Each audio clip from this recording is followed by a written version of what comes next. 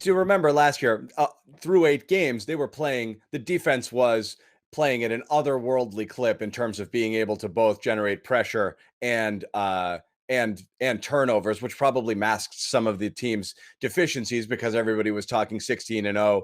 And I mean, anybody who plays fantasy football knows the Patriots defense was the second best player in fantasy football last year through 8 games in terms of the amount of stats that they were able to put up. And this year, completely the opposite. Not a lot of pressure. They're not able to get there. The question is, how fixable is this, Greg? Like, again, you have this. You want to see the kids a little bit more, or you'd like to see some. Again, Jennings, Uche, nowhere to be found, really. Winovich out of the doghouse, it seems, played a little bit more. But how quickly can they turn this around with the current deficiencies that they have?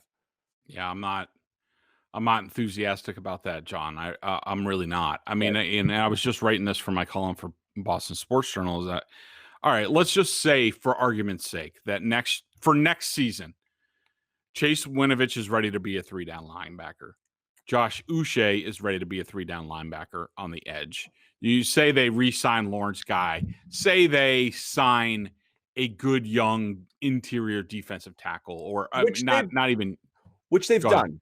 That's a Band-Aid position for them. They've been able to find things there in the past, so it's possible. Plus, you got Hightower.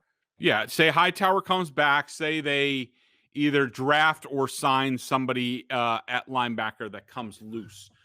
Do I automatically think that they would be better in the pass rush with that sort of group? Certainly. But do I think it's good enough? Do I think it raises to a couple years ago, with this defense at the end of the season when it carried them to Super Bowl? No, I don't. I mean, I think Winovich has a limited ceiling. I mean, ideally, you look at him, you're like, oh, well, I hope he becomes TJ Watt. I don't know if he's going to become TJ Watt. Right. I think Winovich is a good try hard guy. I think he gets a lot of his pressure, with the schemed up stuff with, the amoeba defense and things like that. And Uche, he could probably be a good solid player. And you have to remember, part of this calculation is, what is Bill Belichick really looking for in the front seven? Who's he going to play? He's going to play well-rounded players, and then he's going to have certain roles, like he's going to have pass rushers. And so, do I think Josh Uche is the most dominating pass rusher that they could have gotten in that spot? No, but Belichick thinks he's going to be a good, solid, all-around player, and he defaults to that. So, do I think all of a sudden it'll be dramatically better next year?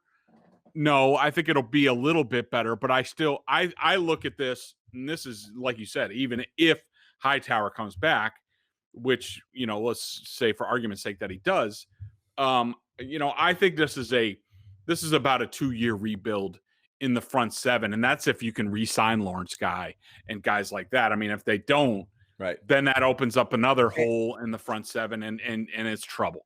And you don't know what the secondary is going to look like, because J.C. Jackson's going to have to get paid. Gilmore, the smart money would be on a trade this offseason, but we're not sure there. But you're looking at somebody who is, on the wrong side of 30. And then the McCourtys are both wild cards. They could theoretically stop playing tomorrow. I mean, there's no guarantee that you have that. So a place where you think you've got set it and forget it depth right now could become another needy spot on the defense. So you're not just addressing the front seven. You could have holes all over.